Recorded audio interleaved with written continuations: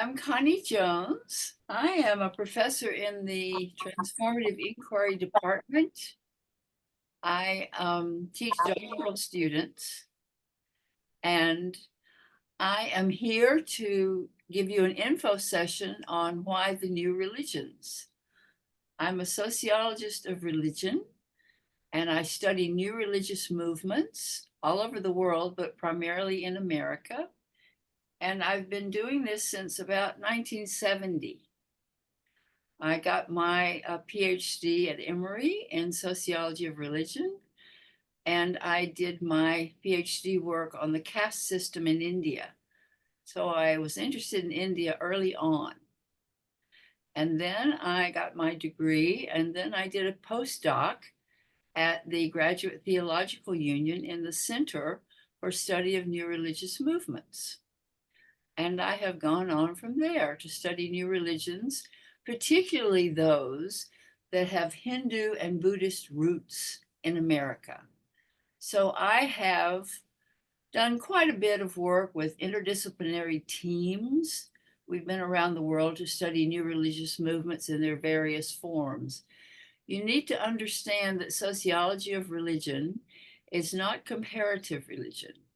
We're looking at the organization of new religious movements or the organization of any religion, and we're looking at their trajectories over time instead of looking at their belief systems.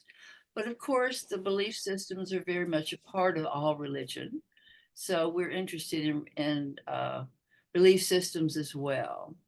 I have been interested in Hinduism, Buddhism, Jainism, Sikhism, all of the religions that come from India, as well as Taoism. And I teach a course on those religions and their particular emphases on self-inquiry. So I teach courses in self-inquiry in both East and Western traditions. I teach courses in sociology of knowledge called Society, Self, and Transformation. And I teach courses on Eastern thought and how Eastern thought has been incorporated, assimilated, and altered in the West. So that's my introduction. Are there any, I should say that we have people here who are potential applicants for our program. We have people who are already enrolled in our program, and it seems that we have those who are in other programs. We have quite a few members of our department already here who are doctoral students. So welcome to them. Welcome to all people who are potential applicants.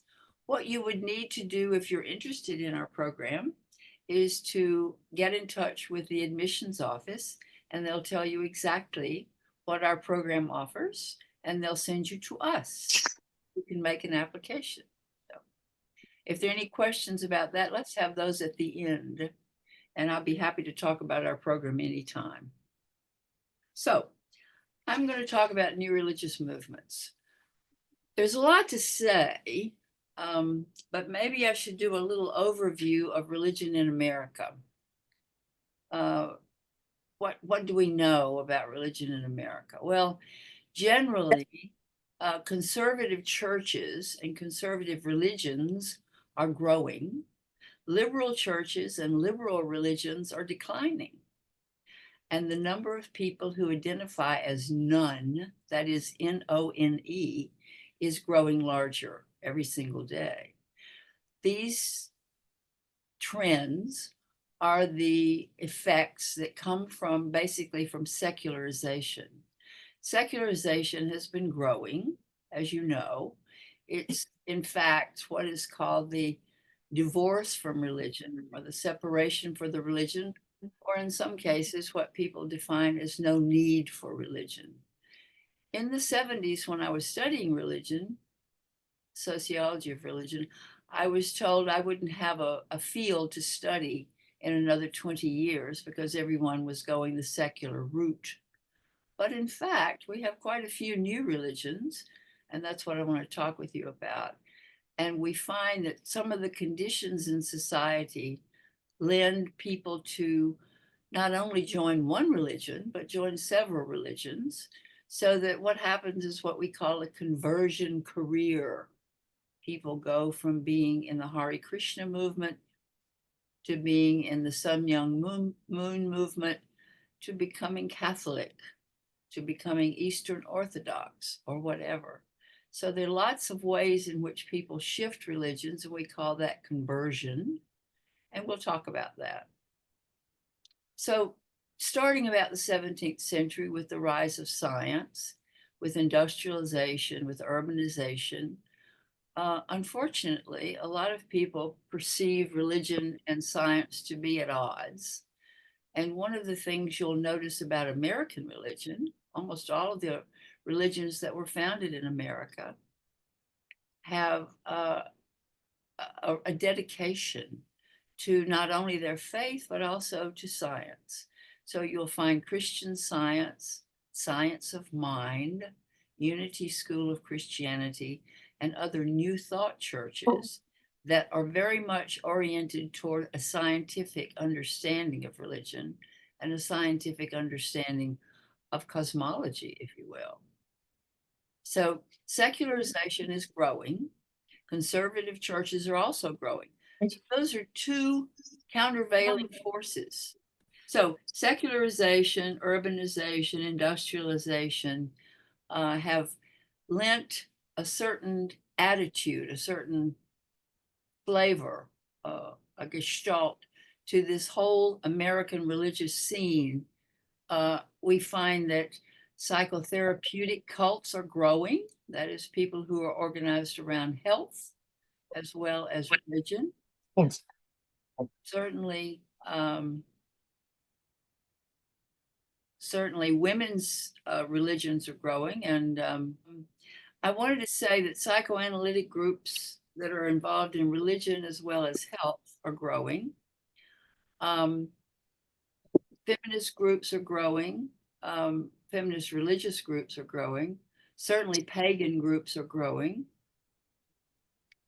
Ecological groups are growing. So there's an interesting mix of social movements as well as religious trends in new religious movements in America. And we need to see that for what it is. Not only are people joining these groups, but they're joining multiple groups. So one of the things that we see in sociology of religion is a new eclecticism. Eclectic means that you pick and choose. You can have the religion of Connie or the religion of Mary or the religion of Cat. So people sometimes will study the Kabbalah, and then they'll throw the I Ching, and then they'll consult with a psychic.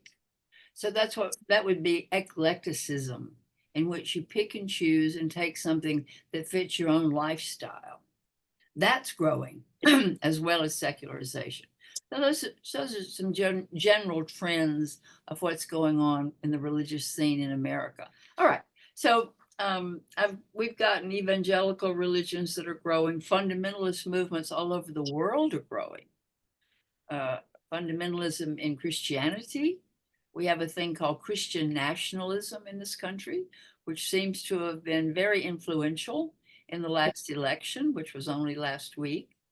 We have Islamic fundamentalism. We even have Hindu fundamentalism. And some people would call the religious right, the far right in Israel, Jewish fundamentalism.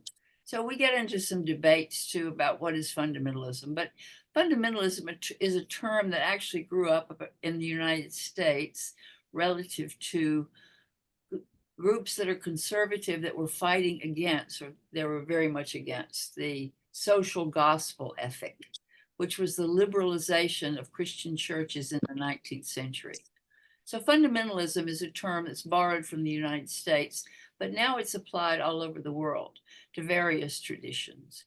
So even groups that you could never conceive of as being fundamentalists, like Hinduism or Judaism, even they have very strict fundamentalist, or they could be termed fundamentalist sects. So that's what I mentioned. The psychotherapies, there's channeling, there are all sorts of cults. We can talk about cults if you're interested.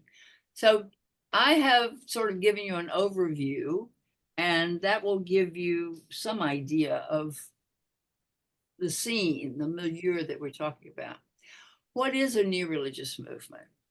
A new religious movement is any religion that has appeared on the American scene in the last 100 years, which you might note includes some of the oldest religions on earth. Hinduism and Buddhism have just appeared in this country in the last 100 years. So they are considered new religious movements, even though they're very, very old religions. So just understand that that's one of the problems with the terminology that we use.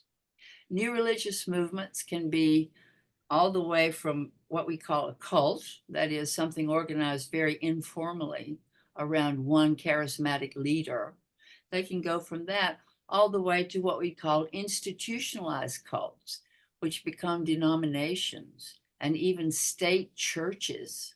So they become more and more and more institutionalized over time. And what usually happens is they become more liberal as they become more institutionalized.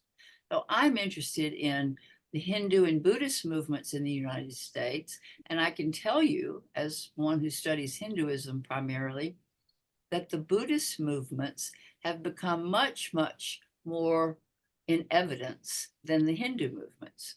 Way back when I was in grad school, there were the Swamis were coming over from India. By the way, the reason we have Swamis from India and gurus from India is because the law was changed on the people who could come from India. From 1917 to 1965, there was a limit on the number of people who could come from India to the United States. It was like 100 a year. And when that ban was lifted in 1965, we found many, many gurus coming. And you probably know the most famous one, the Maharishi Mahesh Yogi, because he was made popular, I think, by the Beatles. We have many, many more gurus. In fact, one person said there's just one Swami after Ananda. That's a joke because Ananda is always the end of the title of a Swami. So one Swami after Ananda. And but they have diminished. And now what we find is a growing number of Buddhist groups of all sorts, Tibetan Buddhists, Chinese Buddhists, Japanese Buddhists, Zen, Southeast Asian Buddhists, it goes on and on. I think every form of Buddhism that I know of is found in the United States today. So you might be interested in that. You might know a great deal about it, which we can talk about if you're interested. So that's what new religious movements means in the United States context.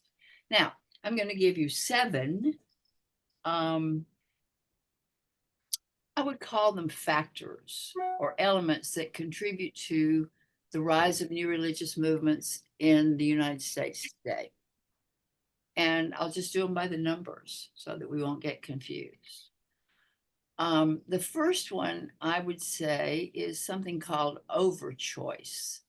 It came from a book called Future Shock, which was published in the 70s. And the whole notion is that we have too many choices. And if you've ever tried to buy a coffee pot or a car or anything, you realize there are way too many things to choose from, too many versions, too many models. And so everything has become extremely specialized. And people are actually looking for ways in which they can limit the choices because choices, too many choices, can cause anxiety. So people are looking to reduce anxiety, which is another one of the reasons that people choose Eastern religion, because peace of mind is the goal of most Eastern religions. So overchoice has led to a lot of other problems as well. Alienation, that we have people that are quite different from each other, and we find conflict, we have violence in the society. We have a lot of problems which we think may come from this extremely individualistic ethic that comes from overchoice. And extreme individualism is important to understand because We have done it a lot. We've done it in spades. Radical individualism means I'm on my own. I don't really have to be a member of a community. I don't rely on on any community. I get my identity from myself. I achieve everything on my own, etc.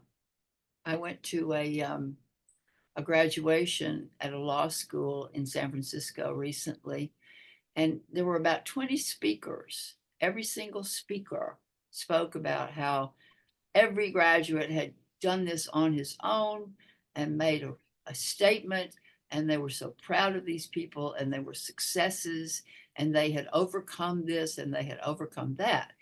Then I went to the CIIS graduation. The ethic was completely different. Everything was organized around community. People were told to honor the people who helped get them there, to recognize that we're all a part of one big whole. So you understand the difference between radical individualism and this striving for community, which is going to be another one of my points. But overchoice has been sort of a basis for all of this. And it's led to alienation, it's led to fragmentation of the society and loss of community. And we see that when we look at indigenous peoples, we see what the value of community can be, and we sort of cherish that. So ever since secularization, industrialization, the scientific revolution, we've had less and less value for the community. It unfortunately has diminished in importance. And we find in other societies, Japanese and Indian, that I know something about, the loss of community is also growing as these societies become, as you might call it, westernized or industrialized or urbanized. So overchoice is the first one. The second one is this striving for small sharing communities. This whole idea that I need to belong to something. It produces anxiety, a neurosis, stress, conflict if I am always and forever on my own. So a striving for small sharing communities, I think, would be number 2 that I would put in my list of 7. And you may know ways in which you yourself have looked for community. Some of us are sort of thrown to the wind when we come to urban centers, when we immigrate, when we go from one section of the country to another, and we realize what it's like when we have lost a community, any community. So many of us belong to several communities, and the communities sometimes don't overlap. I have quite a few communities that I belong to, and some of the members don't even know the members of the other community at all. So that's number 2. Number 3, I call it a quest for a direct experience of the divine. Now, this is a hard thing to grasp because very few of us have this direct experience of the divine, but we are told a lot that there is something higher than ourselves, and we tend to believe that. And so we want to touch that. Certainly with the advent of psychedelics, certainly with psychedelic therapy, with mind-altering drugs, with all sorts of types of new therapies, we know that there are ways in which consciousness shifts. So in order to have a direct experience of the divine, people join groups, and a lot of people are promised a direct experience of the divine, and a lot of people have experienced a direct experience of the divine. So you may also relate to that situation, that need, that basis for why new religious movements. You might want to contribute that when we have our discussion. There's a hint, I would say, that there is a reality that is greater than ourselves. And of course, it is involved in all religions, except maybe, well, all religions, I would say, even Satanism. All religions say that there's another consciousness that might be higher than our own. How can we participate in that consciousness? What would it mean to be a human being who has a different consciousness? And this goes back to William James. It goes all the way through all the esoteric teachings, which is another strand I think that you'll find growing in America, and that is esotericism, which is the more covert side of all religions. So you have any religion, Islam, Christianity, Judaism, Hinduism, there's an esoteric side to that religion, a side in which everybody is not exposed. Sufism, for instance, is esoteric Islam, and people come together to do rituals and celebrations. They come together to study a lot because most esoteric sects are really not so much termed religions as they are schools. In a school, you actually study. So part of esoteric teaching is that you must learn something about yourself. And that as far as you can go out into that big, big cosmos that we're learning more about, that far you can go deep within. So billions and billions of miles out there, we can go billions and billions of miles inside ourselves. That's sort of the promise of esotericism. Esotericism also says that there is a correspondence between that search on the outside and the search on the inside. And the trajectory might be the same. So that by studying science and by studying astronomy, by studying plants, by studying anything, one can also study oneself and understand what a greater whole would be for the person. So esotericism is one of the new religious movements that most obviously addresses this question of a direct experience of the divine. So you might want to add something to that later on. And I would say that there is this acceptance in the United States today, at least among literate, educated people, that there is something more to life. You know, you hear people say, is this all there is? And the question, of course, is answered when you think, oh, I can have a direct experience of something that's transcendent. So then another interesting play is the immanence and the transcendence of all religions. All religions have at least an immanent, a worldly, empirical way in which they manifest. But religions also have transcendent goals. That's something that transcends everyday life.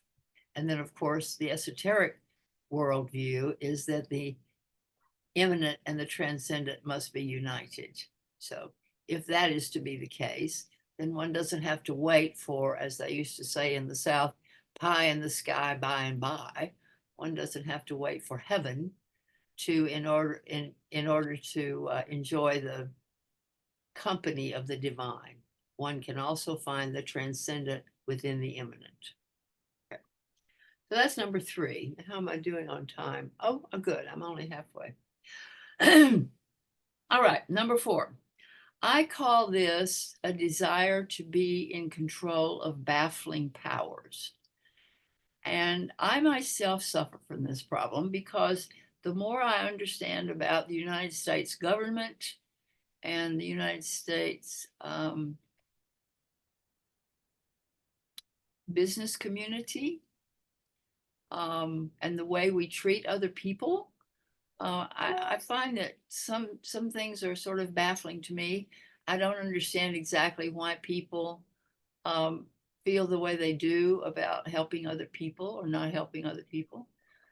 So I think there are baffling powers at work here. And I would say that some of it is sort of a gnawing inquiry on my part. So we want to be on the side of baffling powers. We want to have an in. And so we find a lot of techniques that are used for overcoming our anxiety about baffling powers. We think of meditation, prayer, ceremonies, rituals, ways in which we absolve ourselves and other people of anxiety, and ways in which we commune with perhaps something that is larger than ourselves. So this desire to be in control of baffling powers can be also a very lucrative world in which to be an entrepreneur, because we know some of these classes that are taught by gurus or teachers or therapists or whatever can be very pricey. So a lot of us are actually looking for what we would call a gluttony of experience. It used to be that you wanted a Rolls Royce and a Porsche and those things. Now we want to say, oh, I've been to Tibet, or I've had ayahuasca, or whatever. So the new gluttony is the gluttony of experience rather than the gluttony of things. And it has something to do with trying to be in control of baffling powers and trying to be understood as a person who has rank, which is also part of the American situation. Okay, now on number 5, I would like to introduce you to a thing called the Protestant ethic. The Protestant ethic is essentially the same thing as the American success ethic, which says that God rewards those openly whom he loves, gender intended. So it's an older view of Christianity in which one supposedly it comes from Calvinism, and in Calvinism you're not supposed to know the ultimate state of your soul. You really don't know if you're among the saved or the damned. But since God rewards those openly whom he loves, then if you're successful, then you can sort of make an inference that God likes you. So people hurry up and they make a lot of money and they say, oh, this is good because this shows that I'm good. And it's a kind of a back-asswards way of proving to yourself that you, in fact, are favored. Now, not too many people believe in hell and damnation these days, but we've carried over the American success ethic to such an extent that we've also carried over the disreputable nature of poverty in this country, so that we think that if you're rich, that's good. If you're poor and destitute and homeless, that's bad. And it's an easy step from that to saying that people who are rich and successful are good and people who are not successful are bad. And that's unfortunately at the root of many American ideas. So you might want to think about that as you try to understand American society.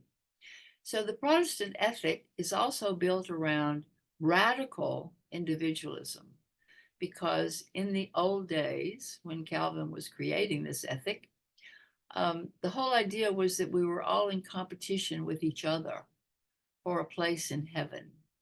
There's one church that actually says there are 144,000 places in heaven. So, that means there aren't a lot. That means we better be very good, so we have to compete with other people. So competition and capitalism go hand in hand with the Protestant ethic, by the way. And that's what Max Weber wrote his book about when he wrote a book called The Protestant Ethic and the Spirit of Capitalism, which really has found some significant validation in this country. So the Protestant ethic was sort of the way we started this country, and it's been a consistent ethic throughout its history. But we find now that there is what I call a crisis of legitimacy with the Protestant ethic. People look around and they realize that it's the bad guys who are getting ahead. And sometimes it's the nicest people who are really, really down and out. So what does that mean? Does it mean that the Protestant ethic no longer works? Well, maybe it doesn't. Maybe it doesn't work for you. In any case, maybe it shouldn't be the overriding ethic of the country. So maybe capitalism should be questioned. Maybe radical individualism should be questioned. Maybe competition, especially economic competition, and maybe even the trying to get into heaven, competing with other people to get into heaven. Maybe all of those things should be questioned. And since a lot of people are questioning them, we would say that the Protestant ethic has declined in its influence. it's being delegitimated. It's not delegitimated by a lot of people because I know, well, from what I see, I don't know any billionaires, but they seem to be very proud of themselves. So there might be something that's still hanging over from the Protestant ethic. And certainly a lot of people want to come to this country in order to be successful. So I'm trying to say that the religious backdrop, the economic system, the morality system, and the ethics system are all kind of in a great big ball together. It's kind of hard to extricate these different strands, but they've all been combined in the American success ethic. And I think you'll find evidence for that wherever you look. So the Protestant ethic, I think that was number 5, is declining. Number 6, this is interesting because I'm going to call this the decline in the civil religion. This country was founded by a lot of people who used biblical imagery to describe the new experiment called the United States of America. Ronald Reagan went back and used some of this imagery when he talked about we are the city set on the hill, and which is a biblical imagery for God's promised land. So a lot of people still think that this is the greatest country in the world, this is the most moral country in the world, and this is, by definition, the best country. So the civil religion is the political side. It's taking a religious ethic and applying it to the civil society. And we have had a civil religion which has been quite strong in this country. I remember when somebody asked Obama, do you think this is the greatest country in the world? And he said, no. And it was like, what? He was denying the legitimacy of the civil religion. Well, anyway, I think in the last election, you saw some instances of the civil religion being reinstituted or re-legitimized. And I think you found the opposite as well. So a lot of people challenging the propriety, the ethics, the moral stand of this country on many issues. Just we're not making any judgments here. We're just trying to understand what's at play when we talk about religion in America. You may be too young to remember, but there was a big movement in the 70s called the Unification Church. And it was led by a Korean man named Sun Myung Moon. And he was trying to reinstitute the civil religion. It was called the Reform Civil Religion. He was trying to say America is great. And it was when Nixon was being challenged and when he met his downfall. And Sun Myung Moon was seen on the Capitol steps defending Richard Nixon. And he was trying to institute a reformed civil religion. We also have what are called revolutionary civil religions. The one that is most prominent is the one that was led by Jim Jones, who took a great number of people, particularly from the Bay Area, to Guyana. And you remember there was a huge incidents of mass suicide, about 900 people, I think. And, the phrase that's called drinking the Kool-Aid came from Jonestown. So we have revolutionary civil religions. We have reformed civil religions. They're all based on, do we accept, do we transform, or do we completely overturn the civil religion that America was based on? And I think that the point I'm trying to make is that civil religion is often in play when people decide to go for a new religious movement or not. I find that when I talk with people I interview a lot of people in new religious movements. One of the big issues that comes up is, are you doing anything for this country? Are you serving the country, or do you want to just go off and be in a nunnery or something and do your prayers? So there's this whole ethic of moving in the world, doing something in the world versus having a life of faith. And unfortunately, those two emphases have been put in conflict in many people's minds. And a lot of that has to do with the civil religion, because when one is trying to work with the civil religion, the question of doing in the world is never in question. One always must do. So being a recluse, being a nun, whatever, being a person who goes away and retreats from the world is not part of the civil religion game. Well, that brings me to number 7. No, that was 6. So number 7 is religion that makes a difference. Now, this is kind of a homespun idea of mine, because I know a lot of people who are what are called nominal religion people. They sort of do church maybe twice a year for Christmas and Easter, or they do high holy days if they're Jewish or whatever, but they don't have religion integrated in their lives. And for religion to work, and it can work for people very nicely, it kind of needs to be sort of a daily reminder of a larger life. So religion that makes a difference, I find, is very much what people want, especially people who were brought up in the 70s, because we had a lot of secular parents who didn't want to warp their children. So they said, I just let my kid grow up without any religious training at all. And actually, those were the people who were most prone to destructive, authoritarian, totalistic cults, strangely enough.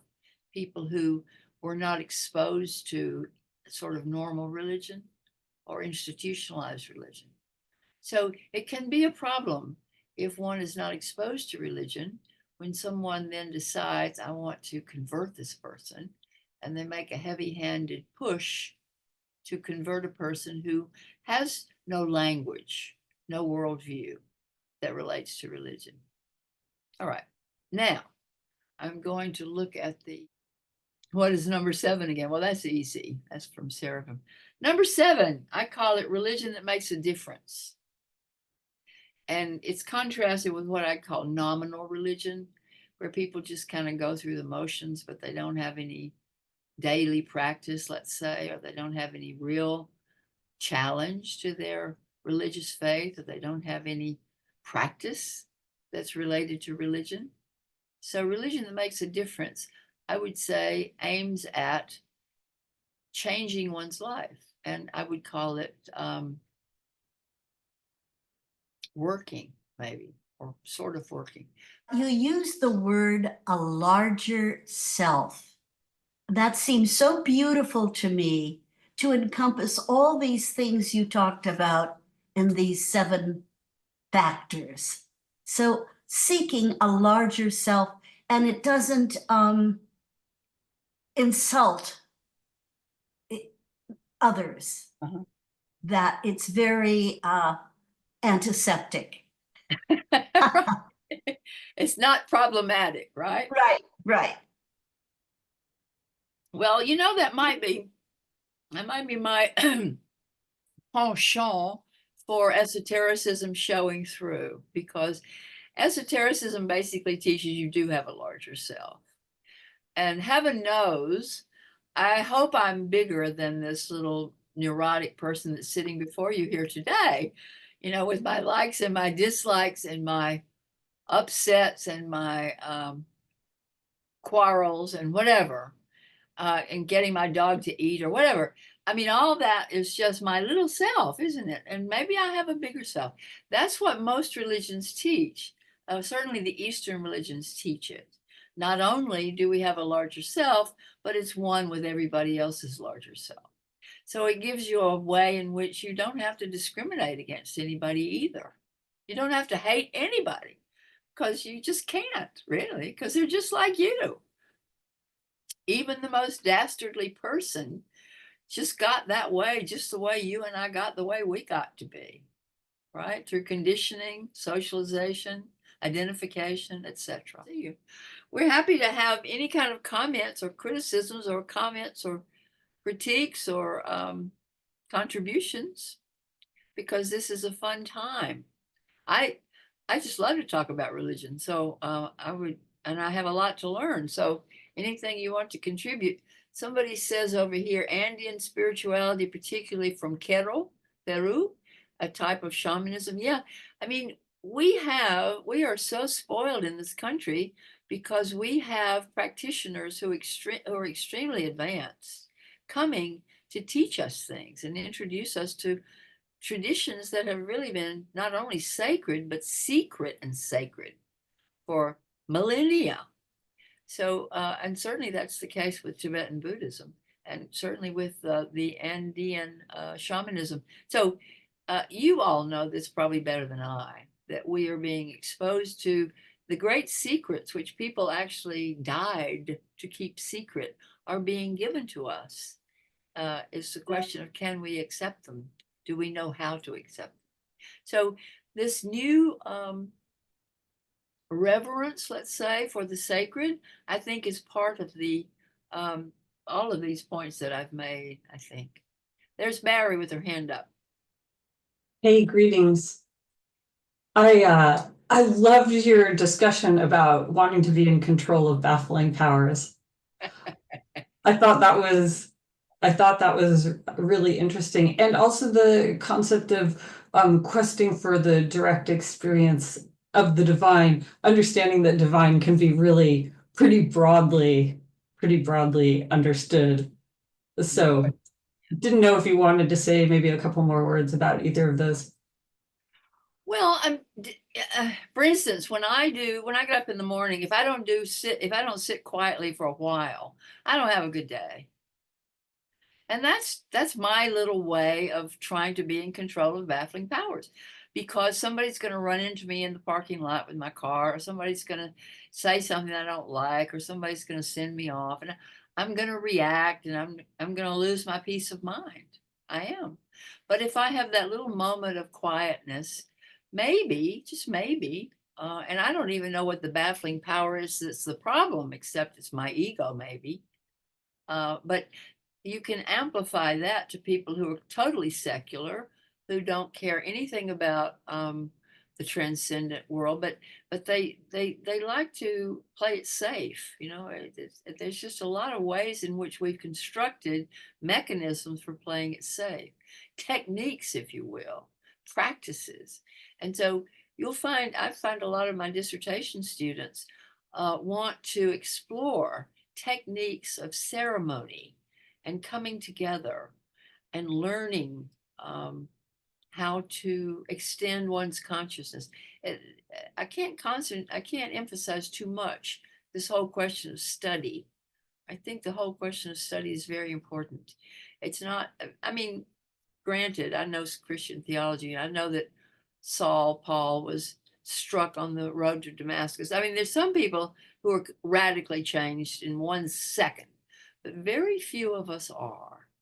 And most of us take our time and we go up 1 step forward and 2 steps back, whatever. But we're on some struggle to, the phrase in English literature is struggling towards Bethlehem.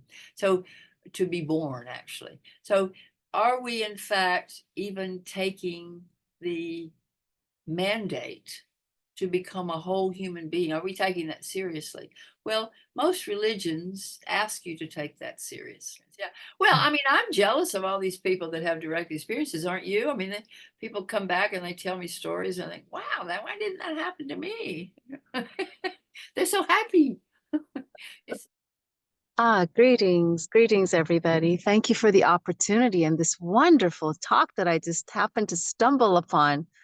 And coming from an esoteric background, Christian esotericism, I am very encouraged with the expanse of what people are reaching out to.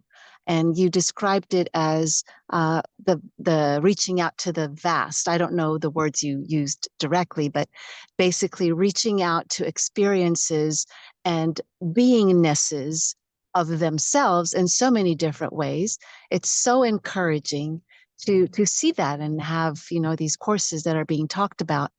I wonder if you can speak a little bit about through your wisdom and knowledge and teachings, if you've heard about the differences in the esoteric approaches between, say, the Buddhists or the Taoists or the Christianity, what is defined as esoteric in those elements, in those religions, if you have that kind of inkling? Thank you.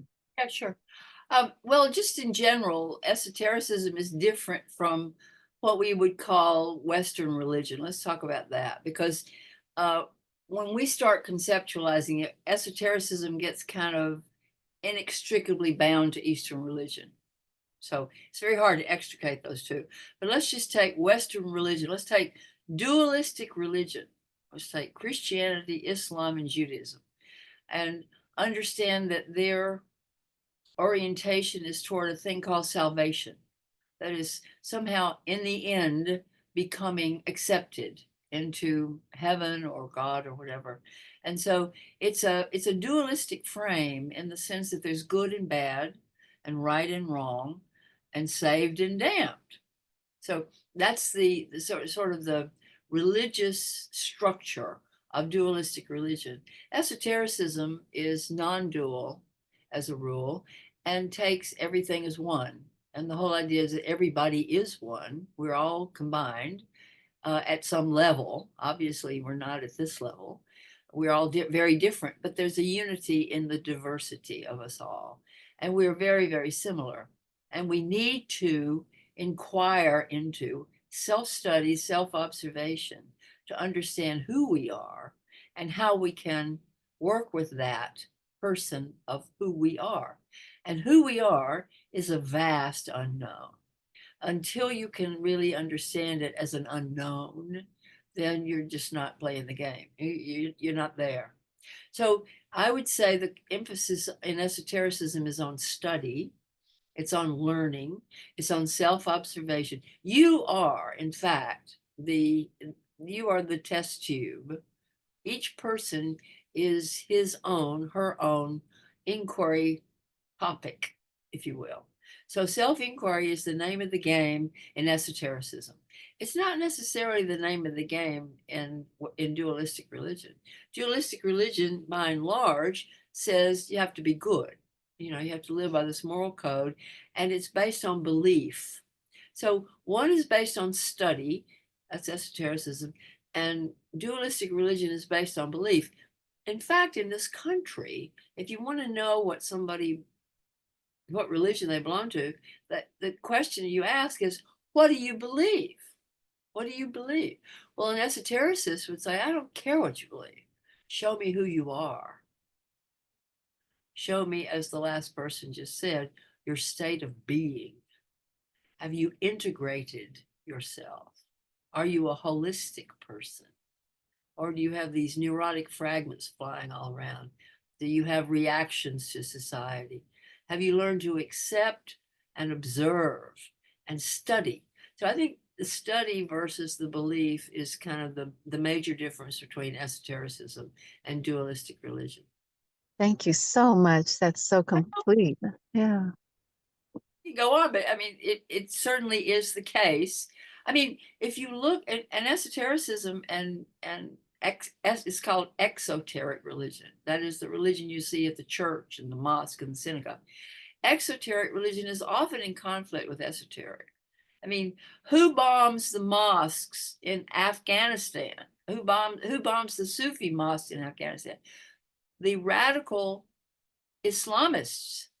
So the Sufis are actually more persecuted in their own religion than they are by Christians or something in certain places. I can't make that statement because I don't really know, except I do know that esotericism is looked at askance because these people are separate. They're doing their own thing. They're doing something. They're not going down and doing the external observances that the exoteric religion requires. Oh, yeah. I mean, esoteric Christianity, it's considered a little dark. Yeah. To go the esoteric route in Christianity's a little is described as evil. So yes, I understand that. And then, of Thank course, you. the Mhm. whole idea that it's not shown to everybody, because one of the tenets of esotericism is everybody can't do it. So it becomes considered to be elitist because, oh, you're separate, you're doing your little thing, I can't go. Because Mhm. if you ask some esotericists, can I come watch you? They say, no, you can't watch us. We're doing our thing. And so, oh, well, are you better than I am? So there's this whole notion that secretness and exclusivity go together. When in fact, if you were to tell your esoteric findings to somebody on the street, they would just mock you because you're becoming self-absorbed or whatever. It's called throwing your pearls before the swine. So you keep those treasures that you understand in your heart. And that's what esotericism teaches you to do. Hmm. Okay, Joanne, you're up. What did you say was intertwined secrecy and what? It'll come back to me. Secret. Oh, exclusivity. Oh, exclusivity. It's a very common pejorative that's leveled against esoteric groups. That's interesting. Again, and it's dualistic because it seems like a lot of these what you're terming the esoteric stuff is saying that everybody can do it. I think that it is a lot of them do say that everybody can do it. But then there is that aspect of like, I mean, it's really complicated because like a kid would learn over time for anything, you learn like, oh yeah, I like being outdoors. So over time you learn, oh, I could be an environmentalist, I could be an archaeologist, I could be a gardener. And then, years later, you gather more information that directly from people that you could say it was secret or just something that you had to learn through experience or asking somebody and doing. Yeah. Well, to be shamelessly self-serving, I want you to know that I have a book in press with Cambridge Press on Krishnamurti, J. Krishnamurti. And he embodies exactly what you say there.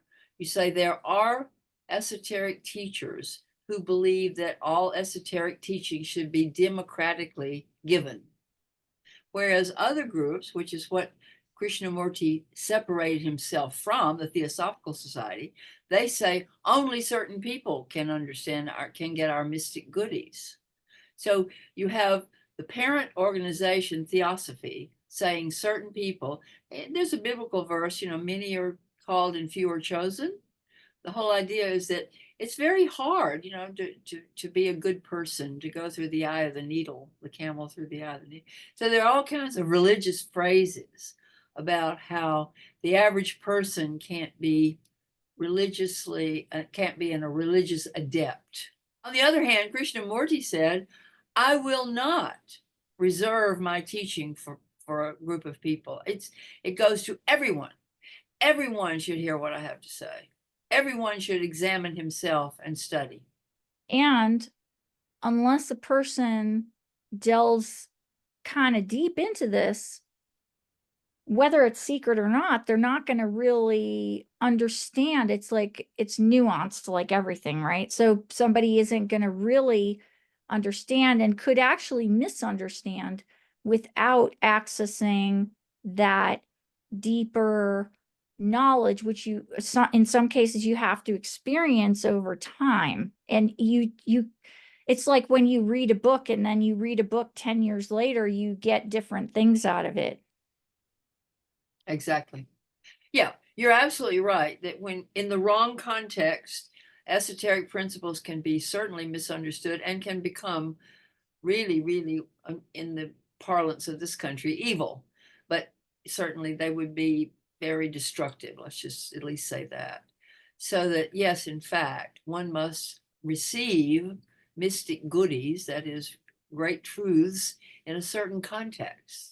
one must hallow them and receive Well, the sacred. yeah, it's Yeah. like, because I practiced Buddhism for a while, you know, certainly I can go sit on my cushion alone at home, but it's encouraged to work with the teacher because they have a deeper understanding. So it's this weird, it's a paradox because, well, again, we live in a dualistic world, and also not everybody is gonna, even if everything is free and accessible, not everybody's gonna do it because it can be like an overload.